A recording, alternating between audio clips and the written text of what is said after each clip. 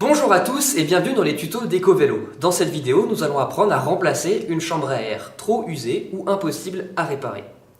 Tout d'abord, pour démonter votre roue, vous aurez besoin d'une clé adaptée à son axe.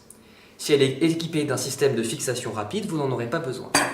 Pour démonter le pneu et récupérer la chambre à air, vous aurez besoin d'un démonte-pneu en plastique ou en métal. Il en existe sous différentes formes. Enfin, vous aurez besoin d'une chambre à air neuve de rechange pour la remplacer. Forcément, une chambre à air avec la même taille et la même valve que celle que vous utilisez.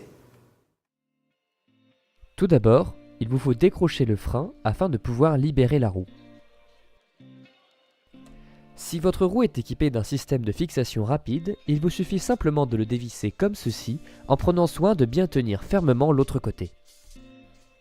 Tenez ensuite fermement la roue tout en soulevant le vélo par le cadre ou le guidon afin de déloger celle-ci.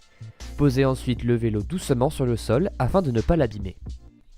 Dégonflez ensuite la chambre à air en appuyant sur le petit bouton à l'intérieur de la valve. Ensuite, à l'aide de votre démonte-pneu, sortez un côté du pneu de la jante de la roue afin de pouvoir faire sortir la chambre à air. Il vous suffit alors de sortir la chambre à air du pneu et de la jeter.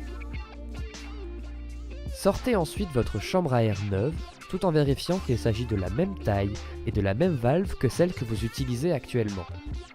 Gonflez-la alors tout doucement afin de décoller le plastique. Glissez-la ensuite à l'intérieur du pneu en commençant par la valve afin de ne pas l'abîmer. Glissez ensuite le reste de la chambre à air à l'intérieur du pneu. Il vous suffit alors de remettre en place le pneu dans la jante tout en prenant bien soin à ne pas pincer la chambre à air entre les deux. Cela pourrait entraîner une crevaison ou même une déchirure de la chambre à air. Gonflez alors votre chambre à air conformément au vélo que vous utilisez. S'il s'agit d'un VTT, ce sera 3 bars. S'il s'agit d'un vélo de ville, ce sera 5 et 7 pour un vélo de route. Il ne vous reste plus qu'à remettre la roue sur le vélo tout comme vous l'avez enlevé.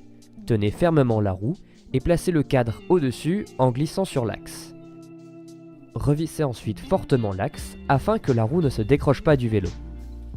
Ensuite, il ne vous reste plus qu'à réaccrocher les freins afin que le vélo soit opérationnel. Et voilà!